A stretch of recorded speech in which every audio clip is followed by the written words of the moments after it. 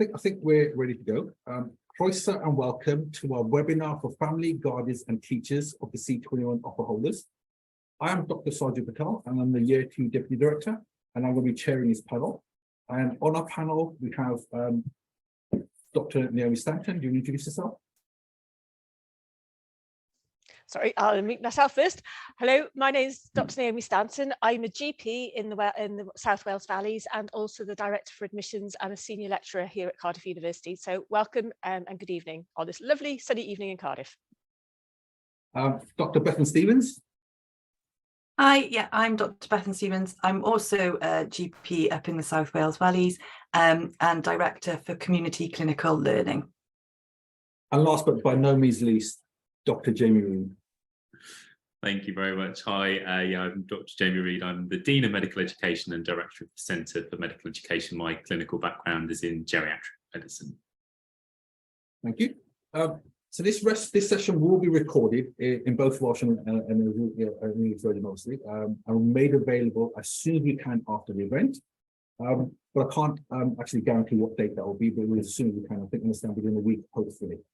And there's a QA, so we're ready to go. Are we all ready? Yes. So if you'd like to put your questions in the QA section, and I'll try and manage them and field them to the individuals that are particularly best placed to answer those questions. And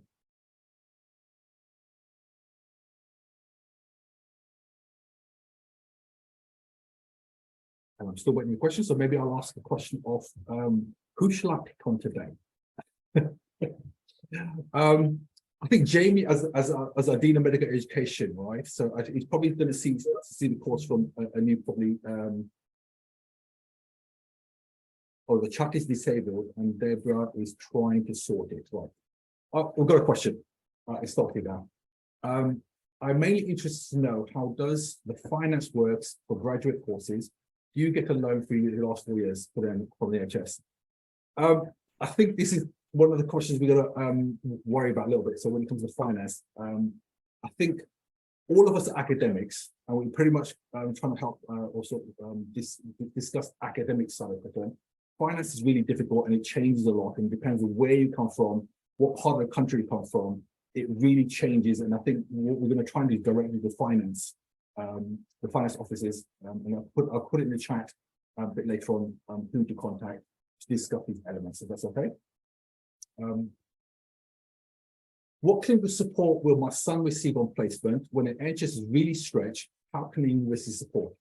I think that probably directed at Dr. Bethan Stevens, I think, would be a good person to answer that question.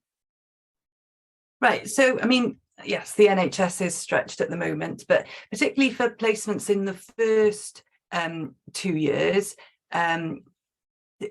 clinicians are actually taken out of their clinical work. So most of the community placements, when they're in general practice, it's not the GP seeing patients as well as teaching. They are sort of standalone teaching sessions. So there is plenty of support for the students, and however busy it is in the practice, nothing takes away from the delivery of that teaching. On the ward, there are, however busy there are lots of people around, and generally there are, junior doctors, nurse practitioners, lots of people there that are able to help the students. We are in the process of developing a transition package for students moving from year 2 into year 3, which is really helping the students get the most out of their clinical placements. And a lot of stuff they can do, they don't actually need to be directly supervised by a clinician. So going and taking a history and examining patients, students can go off and do that on their own in pairs or individually, and then present back to to one of the doctors to get some feedback on that. So there are lots of things that the students can do as well that don't need direct supervision. There's also within the university, we do lots of clinical skills teaching and communication skills teaching, which again are outside of the NHS. So there's no concerns there about however busy, although they're delivered by clinicians, they are not doing clinical work in that time. So they are just directly involved in the teaching session. Jamie says you wanted to answer some part of that question. Do you want to add anything to that? Oh, the joys of being a panelist. Those buttons I never knew that I could use on Zoom. Yeah, just to add to what Beth has said, you know, I think the advantage is that the School of Medicine has absolutely fantastic links with colleagues in both primary care, so predominantly our colleagues working in general practice, but also into our local health boards as well. And those links have been developed over a very long period of time. You're absolutely right, it is a really difficult time for the NHS at the moment. The reality is that all of our partners are aware that the only way things are going to get better in the NHS is by training the next generation of doctors and other healthcare professionals to come in. So it's an excellent question. The reality, I think, is that we absolutely are committed to delivering the best possible student experience. And we also have a lot of expertise over the last few years, particularly post-pandemic, about how we've adapted and adjusted things. So to reassure you, I think we're in the best position we can be, but also work very closely with our student colleagues to understand if there are areas that we can further develop. I see Bethany is typing a question or answering the question regarding this placements and then the start, which is brilliant. Any sponsorship with subsidy to international students? Again, I'm not aware of that, but I don't think there's something we can particularly answer when it comes to sponsorships. Again, we're all academics, so we don't really get involved in that aspect of it. So again, can we just put a link to that and ask for them to go to them for that information? Zayab has asked, how will they be tested? What is the examinations they will undertake from first years? Who wants to answer that, or shall I answer that? Go for it, Sarge. You're probably best position to answer that one. So just a bit of context. So the course is a non-modular course. It's linear across the years, and you're assessed across 4 domains. The 4 domains are knowledge, which are the examination papers, practice, which is reflective writing, and ISCEs, which is the practical examination, SSCs, which is student-centered components, and those are sort of research elements within the course. And the final one is professionalism. This is around behavior, attitudes, and attendance. And the way these are assessed is actually programmatic in years 3, 4, and 5, or 2, 3, 4, and 5. But in year 1, you do pretty much one big assessment at the end of the year for your knowledge paper. So that's I forget it keeps changing every year. So I think it's a 140 element paper that's going to take about 2.5 hours to complete. And it's single best answer as opposed to multiple choice. So in this, you have 5 options. All the options are right to an extent, but one of them is more right than others. It's all to do with understanding and how much you understand stuff. So that's your knowledge paper. And then in year 1, it's SSC. There's 4 components of the SSCs, and it's marked as a portfolio. So there's 4 elements: humanities, which is around gratitude and showing empathy to the donor. There's a lit review. There's a practical 2 group work, which is a practical research assignment, and the pathophysiology assignments, which you do in groups, and they're amalgamated into 1 mark, which is your student selected component. And those are the 2 main elements in year 1 you have to pass. In year 2, then you have the additional element, which is the practice around the ISCE and the reflective writing. Those are summative elements, and you have to pass those. And we've just had the formative ISCE today for our year 2 students. So one of the things that we really have in the course that's really important is we have formative tasks before we ask you to do it summatively. It's really important you understand the assessment before we take it as a, sort of in reality, for real. And so we make all these formative elements for our students to ensure that they pass the assessments as opposed to worry about them too much. Going into year 2, also you have the progress tests. So there are 4 progress tests in the year. And again, we're moving over from one big exam that takes whether you pass or fail a year to more programmatic assessments that look at your progress through the year. And the progress test starts in year 2, looks at 4 progress tests throughout the year. So it doesn't matter how you perform in one particular progress test. What matters is how you perform because there are 4 progress tests. So there's no one big high stakes exam. It's 4 mini exams. And that sort of process is moved on into years 3, 4, and 5. with the other elements of year four, you also do another year 4 ISKI practical exam. And in year 5, you do prescribing. I think, Bethany, you're probably better off with year 5 than I am. So currently, though this is subject to change, there is a prescribing exam and situational judgment test exam that they do alongside the progress tests. Things will be changing in a couple of years with the introduction of the medical licensing assessment. And so that will be, you know, any students that are entering the course in September will be having to do that in the final year. And it depends what happens then, whether they decide that, the kind of GMC decide that the MLA is all that students need to do, or whether they continue to need to do the prescribing safety assessment and the SJT. So it may be that the number of exams does reduce in the final year. Thanks, Bethany. Next question is when will the students receive a list of books and equipment they need for September? Can I pass that over to you, Naomi? Again, I think so. Once we have, so the offers have gone out, we're expecting people then to sort of firm up their offers about which choices of placements they've chosen around about the beginning of June. Then obviously there's results day. Certainly once you start coming to enrolment and things like that, then you will get a list of equipment and things that you are needed when you have that after results day. The things to remember is that a lot of things nowadays are online. So in terms of things like books, a lot of the books are actually on the library. So you have access to Cardiff University Library, and a lot of the information, excuse me, is already online. So you won't need to have as many books as you might have previously. I don't know, Sarji or Bethan, if you want to add anything else to that. I think that's pretty much it.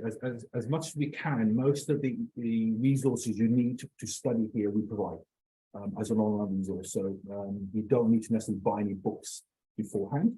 And where books are available, usually latter years sell their books on. So students who are graduating or year 3 and 4, who don't need those books anymore, we pass them down.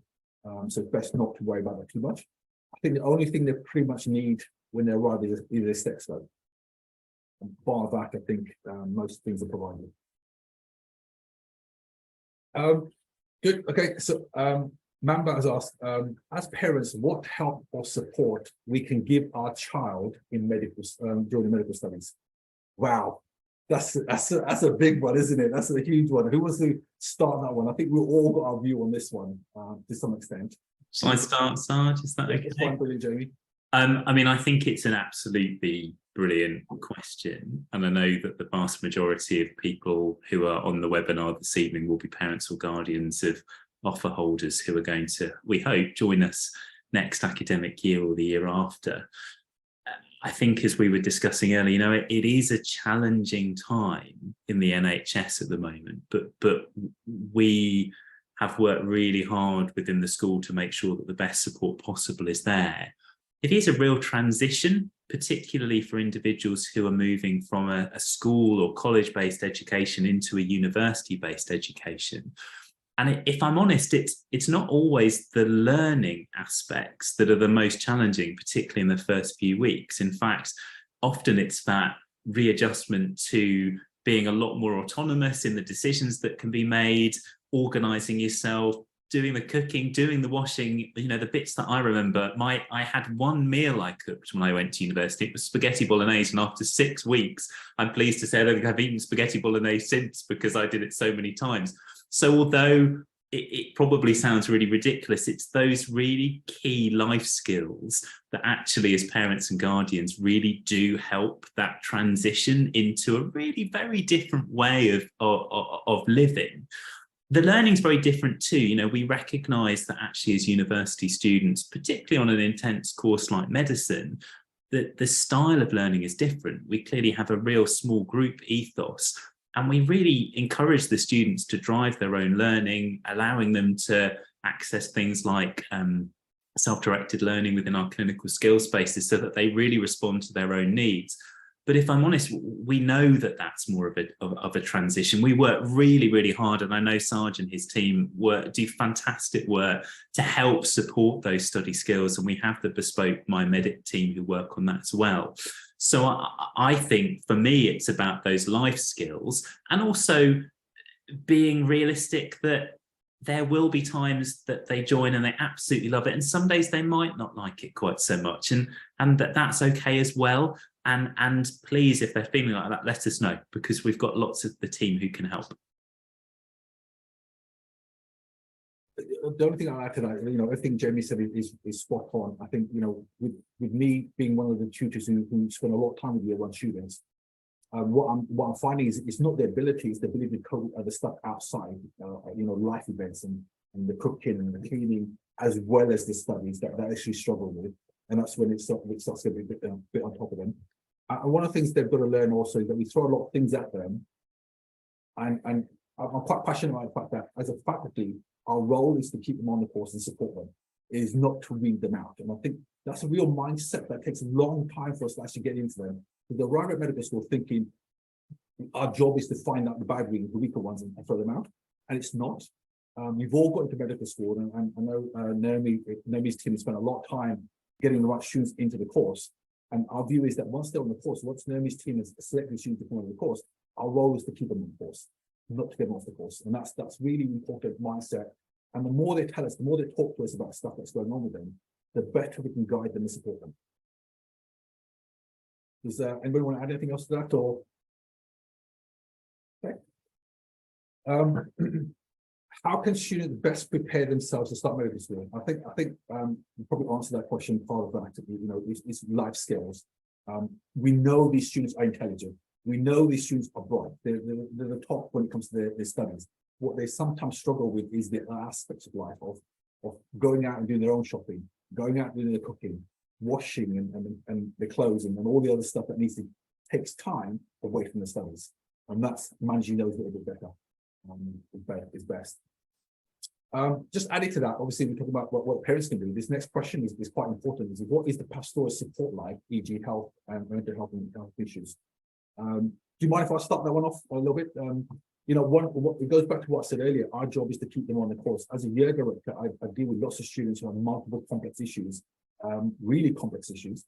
And our view has always been health first, course second. The course will come. We know these students will pass if they're in the right frame of mind and healthy. But if they're not healthy, we always prioritize the health over the course. So we'll never do the impunity, and we'll always look after them. Pastoral care wise, they always assign a personal tutor. So when they arrive, they have to be assigned a personal tutor who will have for 5 years, all the way through the course. And the personal tutor's role is to not only come academically, but then signpost them to various support services, like James mentioned. My Medic, which is a bespoke support service for medical students. There's also the university support services. There's also Oppie Health. So there's multiple places we send students for support, both for health-wise and for academic-wise. But it's important they talk to us for us to understand their needs before we can signpost them. Do you know anything? Are we happy with that? Okay. Comprehensive answer. What happens with the students in terms of mentoring pastoral care? I think that's the same question, so we'll answer that one. Rajab, is there any way to visit the available accommodation? This is your jumping on. So if required grades are unfortunately not obtained in 2023, does the offer carry over to 2024? I'm going to pass that over to Naomi as probably the best person to answer that. Yeah, so I suppose there's two potential elements to this question. The question is, could either be if you don't quite achieve the grades that you should do, would you be able to either resit and reapply, or if you obtain the grades, would you be able to defer? So once you've applied to medicine, so after the 15th of October deadline, because you have the opportunity at that point to ask for a deferral entry, we cannot guarantee, unfortunately, that you would be able to have a deferral. However, we would take everybody's application who would want to defer on a case-by-case basis, and we would ask you to contact Med Admissions, and I've put that email in the chat in terms of in the question and answer questions, just to for you to explain why you want to have the the deferral, and we would then discuss it on a case-by-case basis. If you don't quite meet your grades at A levels, then again, it would be done on a case-by-case basis, where we would ask you to submit evidence or extenuating circumstances around that. And again, that would be taken on a case-by-case basis after results day. So I hope that answers that question to some extent. Thank you, Naomi. So I think Matthew's already right. So do the students get a choice of where they have clinical placements? Are they able to give preferences? I'm going to pass that over to Bethany, if that's okay. So all the placements for the first 2 years are commutable from the Cardiff campus, and it's only then in later years that they can go out a bit further afield. There is a degree of choice. We pride ourselves in being a Wales-wide course, so the placements are throughout Wales, but students are offered a choice of combinations of those, and we always try and have one away placement and one local placement in each year, so a student wouldn't necessarily be away for all their placements in 1 year. Sometimes students do request that, particularly in the final year of study, because there's it's much more placement based learning, and there's just a couple of blocks of teaching, and some students, for financial reasons, choose to have all away placements so that they have free accommodation then for the year. There is also in the 3rd year the option to join our longitudinal integrated clerkship, which is a year-long placement. Currently is running in Aberystwyth and Bangor, and they're based in a GP surgery for the entire of their year, with educational content delivered again throughout the year. So they have the same lectures, but they're spread through the year rather than in blocks at the beginning and end of placement. And they also then have some hospital placements, but a shorter space of time there, just to do the things that they can't learn in the GP practices, such as surgery and things like that. But the benefits for that for the students are that they get a lot more autonomy in their clinical consulting. So the students that do our longitudinal placements, actually by the end of it, quite often have their own list of patients that they see when they're in the surgeries, and then they just report back to the supervising clinician. So they do get a lot of good clinical communication and examination skills and coming up with management plans. So there is a certain degree of choice in where they go. Just to add to that, I think it's really important to see the benefits of this. Is that across Wales there's lots of different types of clinical scenario situations.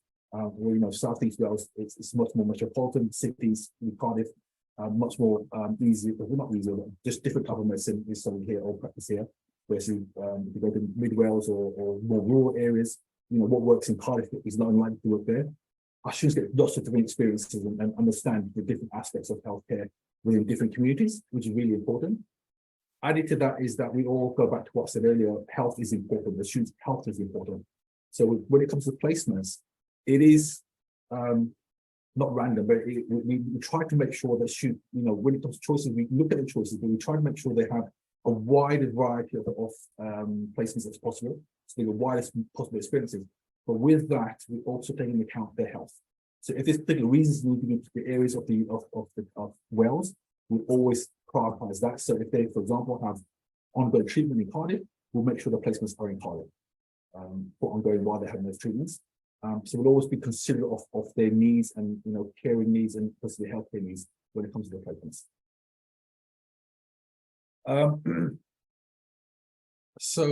What is the split between UHW and the main campus? Oh, I don't like the word main campus there in the first year. This is one of the things I got told off when I joined, wasn't it, Sarge? Because I referred to main campus and UHW campus.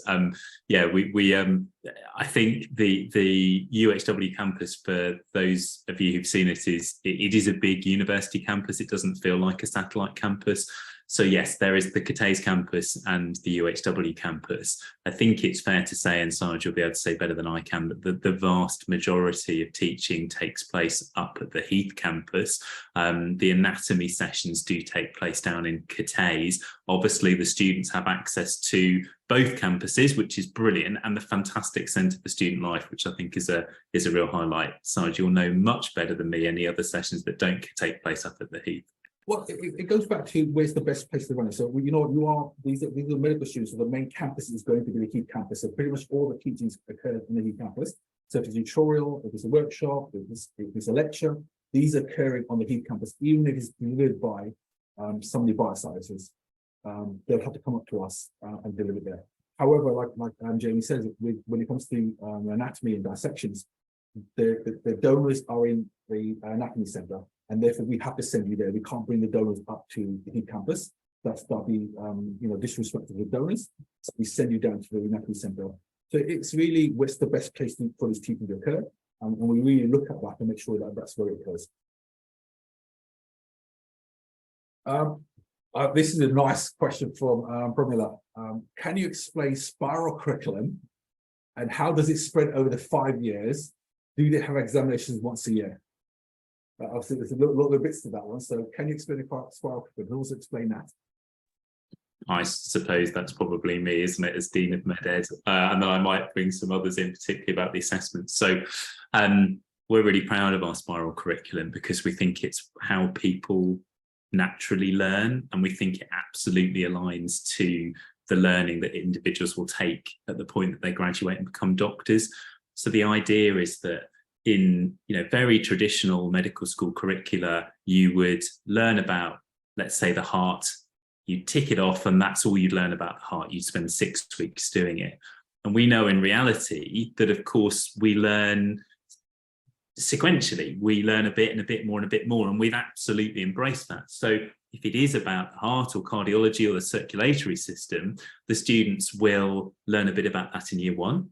And then they'll learn a bit more in year 2 and remind themselves of what they learned in year 1. And then they'll get to year 3 and learn a bit more and remind themselves what they did. And you can see that the whole idea is that they keep spiraling round to similar content and then build their knowledge on that. And I think that's exactly what happens to me when I'm in the hospital or seeing patients and outpatients.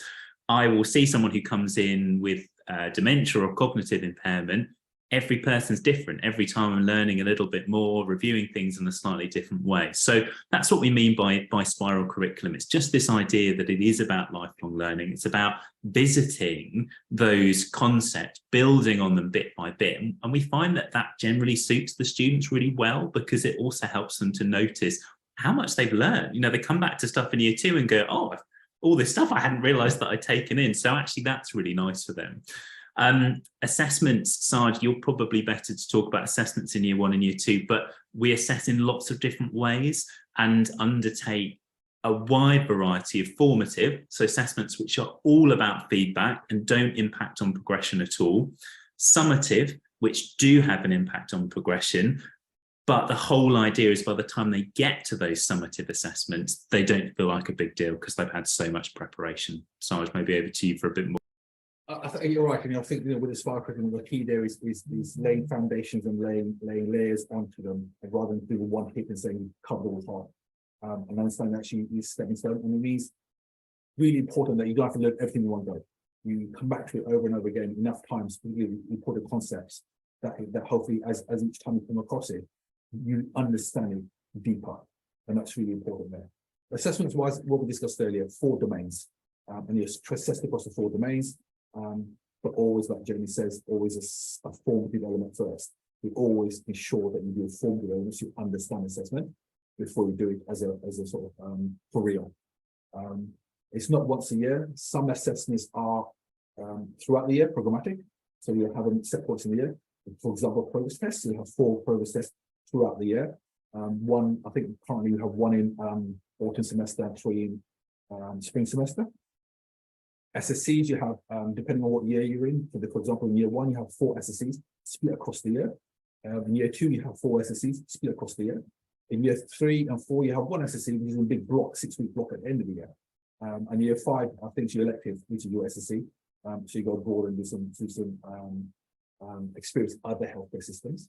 And then you have other stuff which is less, not softer, but you don't actually, it's not formal assessment, but making sure when it comes to progression, you attend stuff. One thing we're really keen on is that everything you're going to learn, everything you're going to understand is not by book learning. Some of these things you're going to learn by experiencing things, by being present in the room, by talking to people, by talking to patients.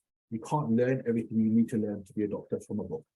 And so we look at, when it comes to progression, that you engage in the teaching, you engage in sessions, you engage in formative tasks, that you give us feedback and that you attend appropriately, but also that you actually show what we expect of a medical practitioner. You know, respect, courtesy, compassion, and you sort of those values are instilled in you, because it's really important that the public are confident in our doctors and they trust our doctors. So we look for these traits in our students and make sure that these traits are evident when they start going through the course. So those are types of assessments. So I would always say, and this is what I say to our students, is that these assessments are put in place to make sure you're competent to move to the next stage of your education, medical education. So we don't hold students back for punitive reasons. We say you're not ready to the next stage, but we try and support you to make sure that you actually get through the course.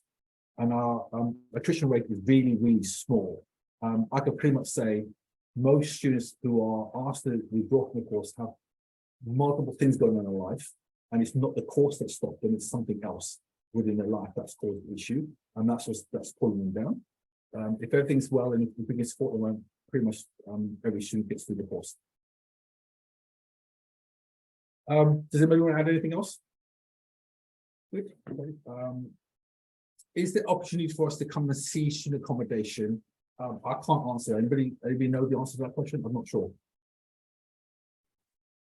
I think that's a university type of decision, isn't it? We don't, you know, medical school doesn't make those type of accommodation decisions. That sits at the university level, and we just have to accept what they say to us. So I think whether you know, important point. I think can everyone open up their chats, because there's some important links and information going into the chat which might help you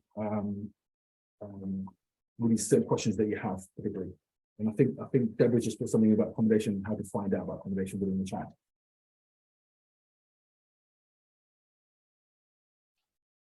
So what do placements look like in the first year? Shall I don't know, I know Bethan, your phase 2 lead, but pretty much you do answer that question when it comes to year 1 as well, and year 2? Well, yeah, I mean, I'm happy to do that. So in year 1, the clinical placements tend to be half-day placements based in the community. So they're either in general practices or in community clinics such as physiotherapists. It relates to the case that they are seeing or studying for those 2 weeks. In terms, because it does answer one of the questions, but I've answered that. When they're in the first 2 years, if they are in one of the hubs that isn't in Cardiff, transport is provided to their placement. So you don't need to worry about actually how they would get there if they're not sort of based within Cardiff.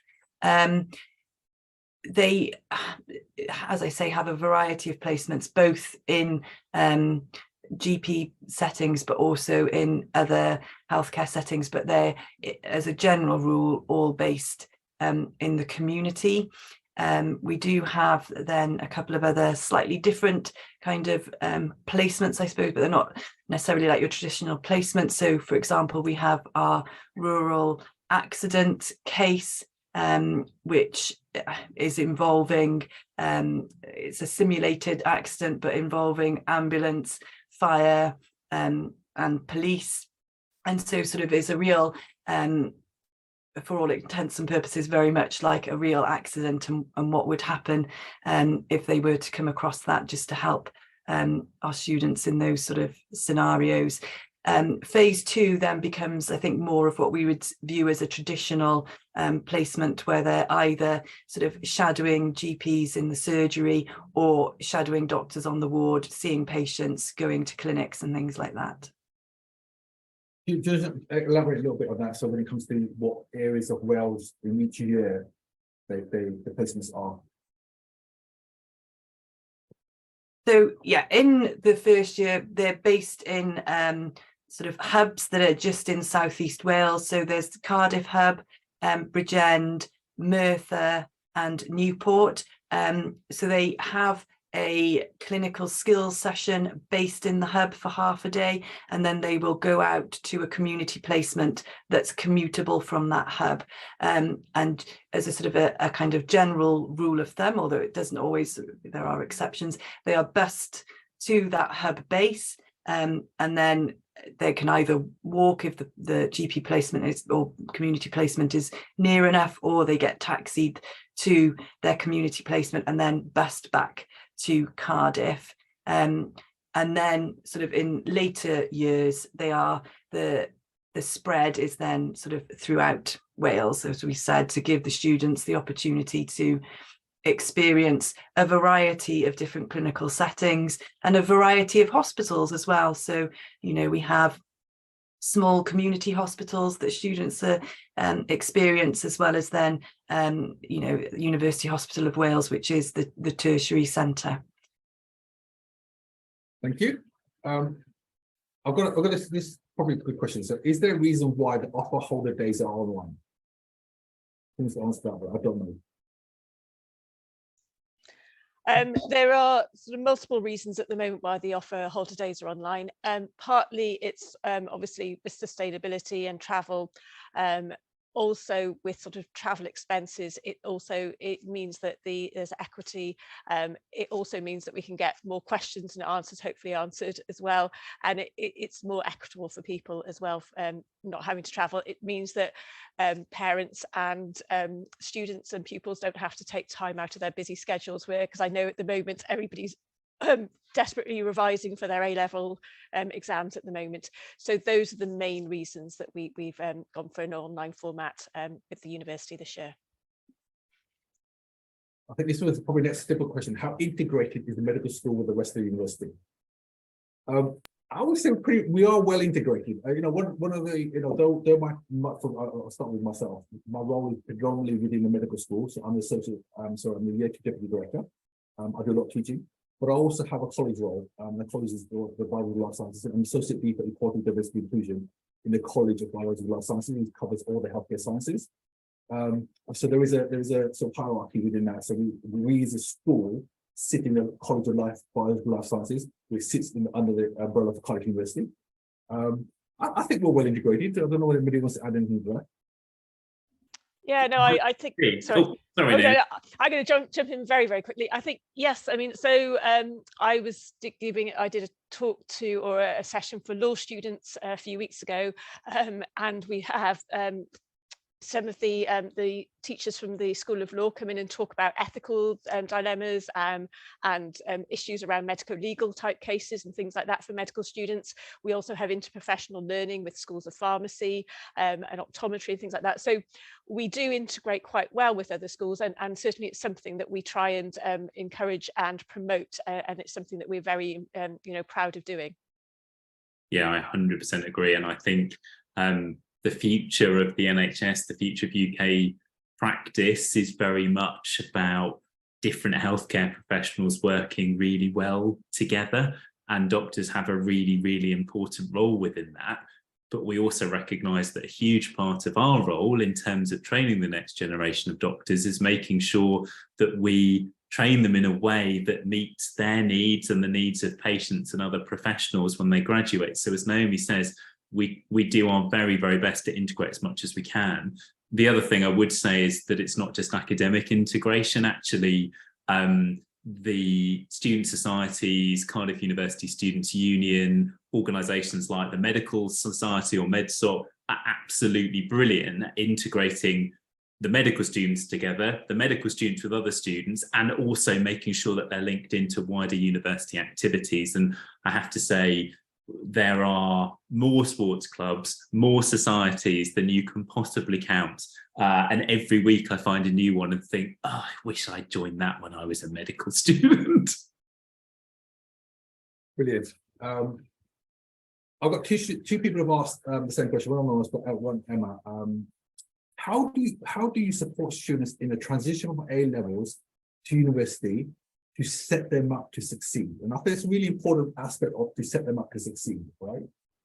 Anybody want to start on that one? Do you mind if I jump in first? So, I mean, Sarah just made the point a few times that we want every single one of our students to succeed. And actually, they've been through a really, robust assessment process through the admissions team for us to get to the stage of giving an offer. So we absolutely want them to succeed, and we want to invest in them and make sure that they not just come here and study, but they love studying here and really thrive doing that. So it's absolutely in all of our interests to make sure that we make that transition as straightforward as possible. That being said, some of that involves us being really honest with the students when they start with us, that it is a very different type of learning, but actually training to be a doctor is an apprenticeship. So what we're trying to do is bit by bit support learning styles that are slightly different to maybe what they've had at school and college, but are really aligned with what they're going to be doing when they get into clinical practice, not just in year 3, 4 and 5, but when they're qualified doctors as well.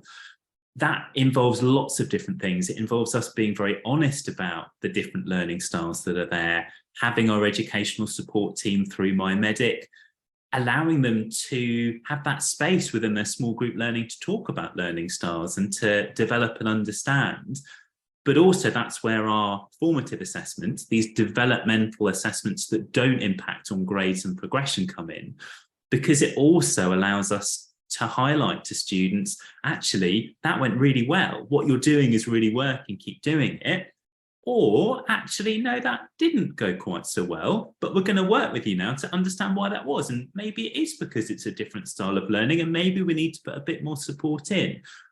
I think it's fair to say that we know that what we're doing is taking probably the highest performing students across the UK and internationally, students who are almost always within the very top part of their cohort within school and class, and we're putting them all together. And we know that's very different. People who were very used to being top of the class actually will now be amongst everyone else who was the same. And we know that needs support, that needs psychological support, it needs well-being support, but it's also a different way of thinking about things. We don't want to create a competitive environment. Actually, what we want to do is create the best doctors and help people realise that. So I think it's something that we see as a huge responsibility that the team are extremely experienced at doing. But we know it is interesting, and I will usually say to students when I first meet them, not to terrify them in the first talk, but to say actually it's really, really normal for you to fail something over the first few years of your medical course. That's okay. That's all part of this different approach to learning, and we're here to support you with that. So I hope we're open and honest about what we do, and colleagues hopefully will agree with me on the call. I'm gonna just reiterate what Jamie just said. One of the things I talk to students about is making mistakes. We learn by making mistakes, and the course is set up to allow you to make mistakes. Because you rather you make those mistakes here with safety, don't leave any patient harm, than make it when you're in F1 and F2 or in clinical practice. So we are not adverse to making mistakes. What we don't like is making the same mistake over and over again. So we want you to learn from these mistakes and not repeat them. So we're quite happy for that, and we don't discourage that. I think the other thing students struggle with a little bit, and I think this is the way the education system is right now, is the fact that during GCSEs and A-level, they're pretty much the rote learning. They memorize stuff. They don't understand it fully. They just memorize it.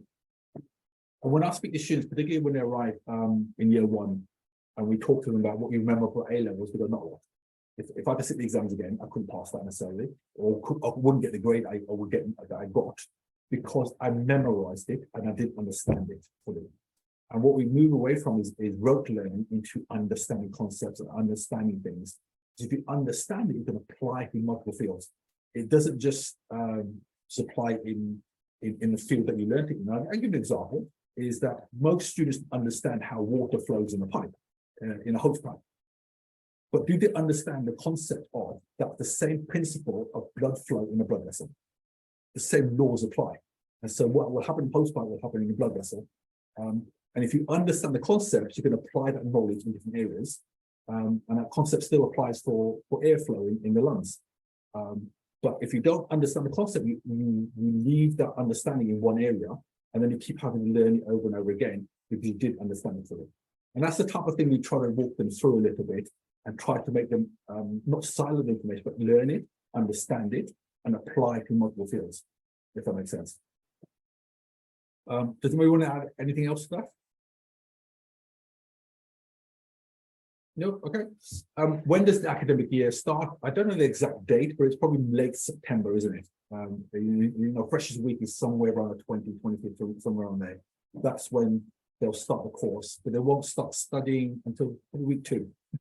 It's quite early, isn't it? Week 2 or week 3 is when they start to do their actual teaching, but we try to ease them a little bit. So not just straight into teaching. There's an induction week where we go through a lot of key principles and assign them personal tutors, and the year director will then have lots of sessions with the students about the course, about what's expected, on any answering queries. I will say students who use strongly in year 1, week 1 or semester 1, because we are you're studying medicine. There's a lot of content, but we are compassionate as a faculty, and we do care about students enough to understand that and actually help them through this process. And when they come into spring semester right now, we're what's the word?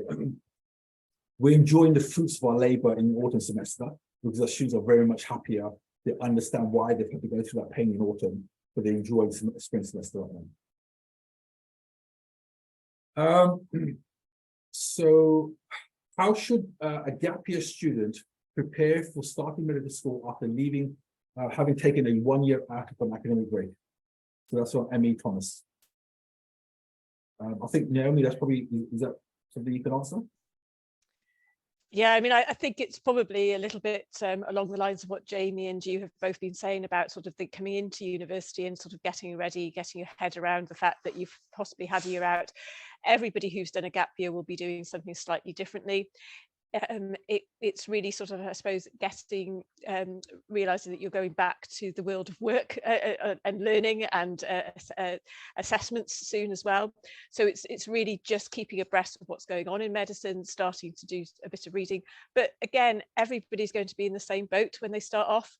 As you have said, when everybody starts back in September, the first thing that all the students end up doing is the the platform for clinical science, which is from the September right the way up till December, and that's designed to get everybody up to the same level before they start going into case-based learning. So that covers all the basic sciences and really will be the time when you start getting your head back around, getting into the mindset of the studying again, I suppose. So it's just thinking about reflecting on your experiences, thinking about how you're going to use those coming into university and into the first year. I think that's a really, really important point. When I'm seeing year 1 students who've been on a gap year, what they've struggled most is getting back into the groove of academic learning. They spent a year and not worry too much about learning and reading books, and all of a sudden they've got to come back in and do this. So maybe it's sort of next month, a couple of months, just get them in that mindset of having to learn again, and being switched on to learning. Otherwise, when they arrive and they're not switched on, it takes a bit longer for them to get switched on. And they sometimes feel, it's not necessarily true, but they sometimes feel they're falling behind the rest of their cohort. The honest truth is that most of the cohorts struggle in the autumn semester. They're just really good at hiding it, and everyone thinks that everyone else is doing better than they are. And the truth is they're all struggling to some extent, but it all sorts itself out in the spring semester. Do you have any good links to international medicine, perhaps working in developing countries with different needs? Can students learn about global health issues? And that's from Michael Eckerstein. I don't know, Jamie, do you want to answer that question? I know you're throwing in the bus on that one. No, not at all. And I think so we are a Welsh medical school training students for practice within Wales and the wider UK.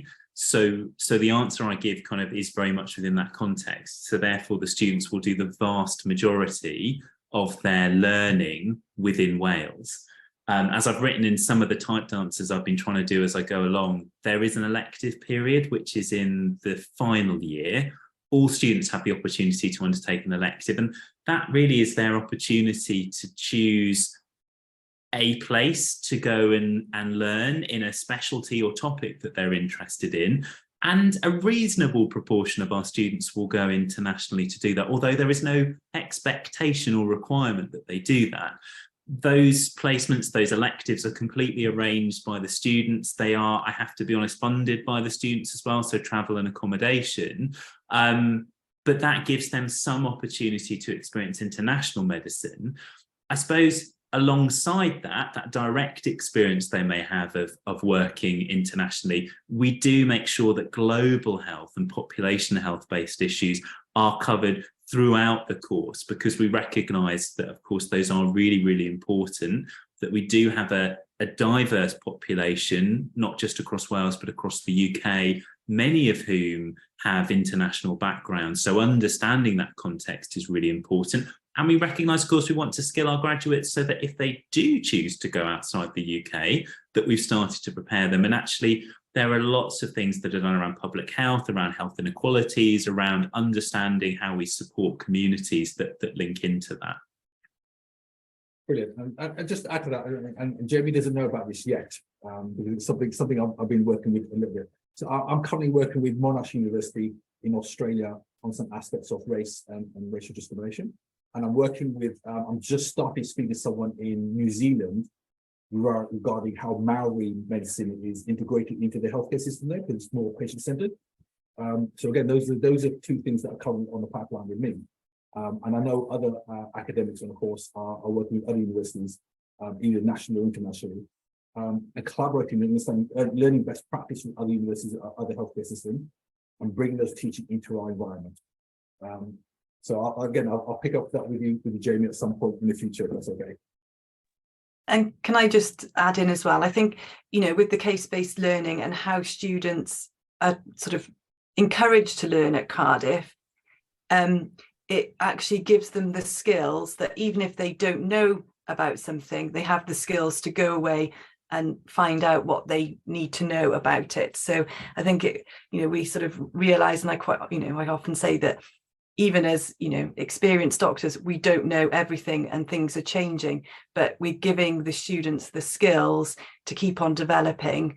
And so if they did want to go and work somewhere else, we've given them the skills to enable them to go and work in different environments.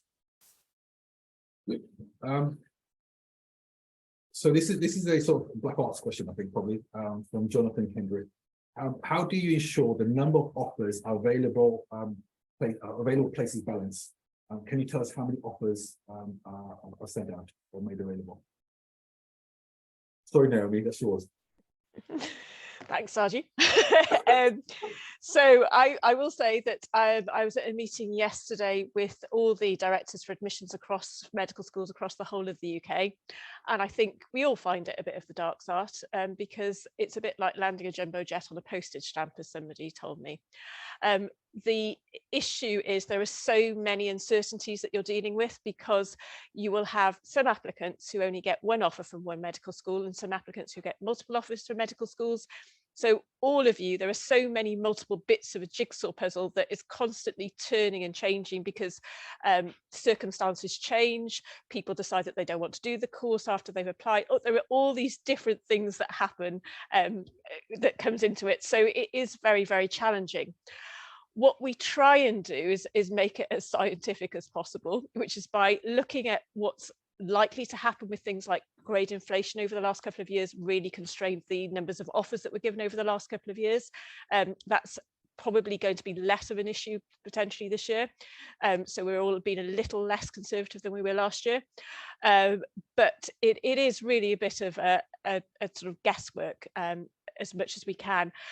What we look at is conversion rates, the likelihood of people being given offers, making sure that we've got places filled, because unfortunately, as much as we would love to, because we have so many fantastic applicants who would all make fantastic doctors, we are only able to take around about 300 people into the first year.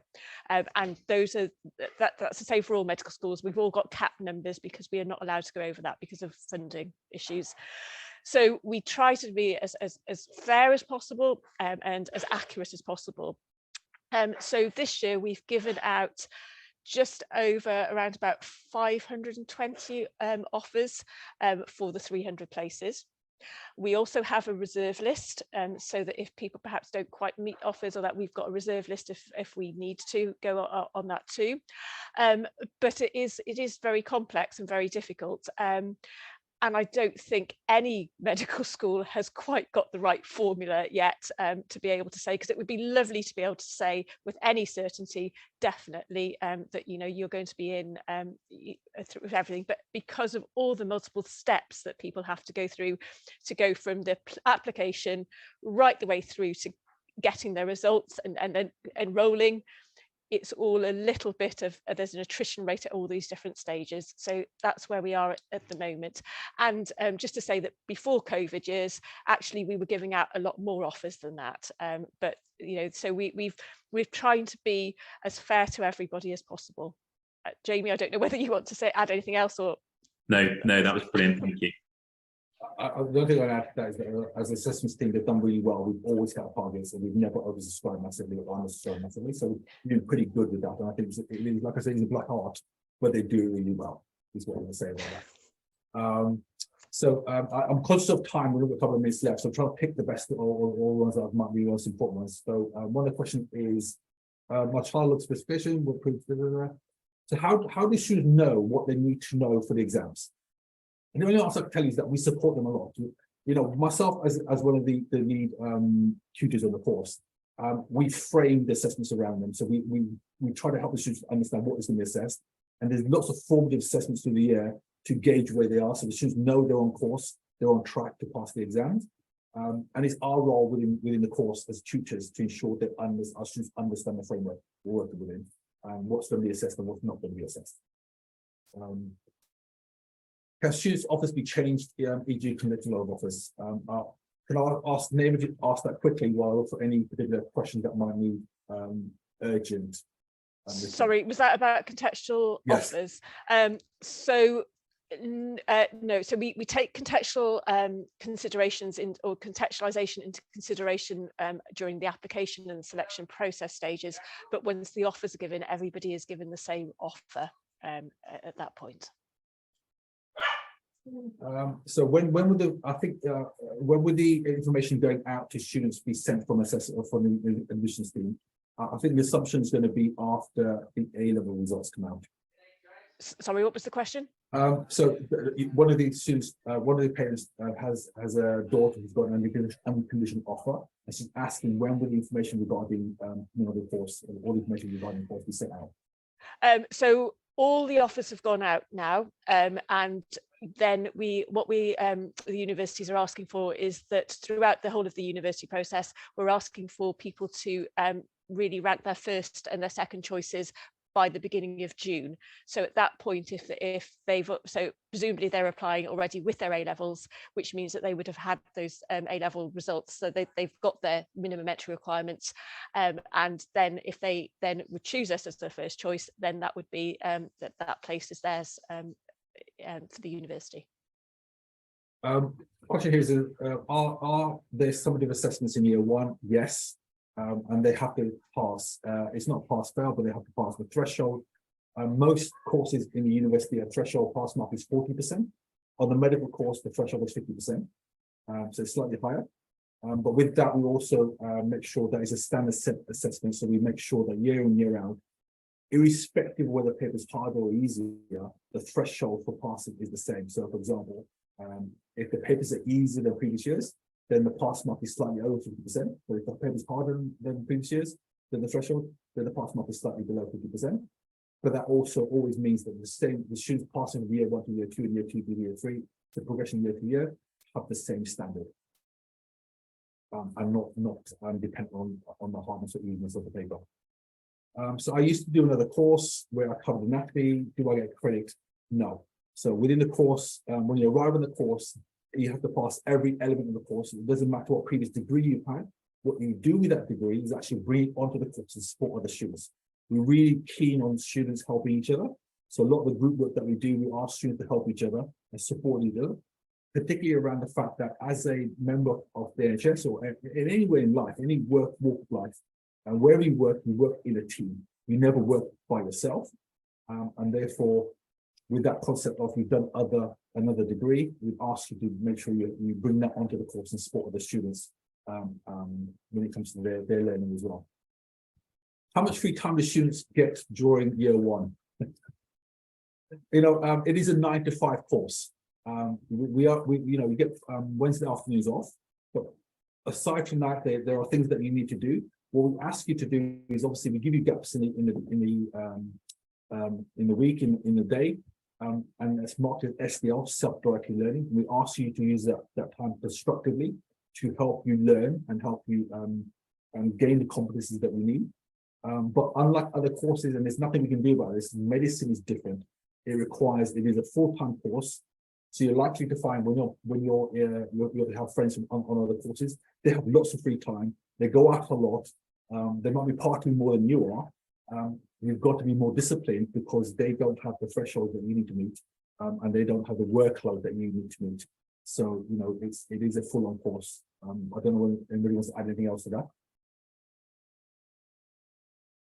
No, good. I think we've done that one. How much free time we've done that one? Can we have a copy of the chats in the chat box? I don't know, Deborah, are they able to copy these chat links or the actual chat? I'll try and find out. I'm not sure. They will come up on the recording. So when the recording goes live, all the chat links will be part of that recording video.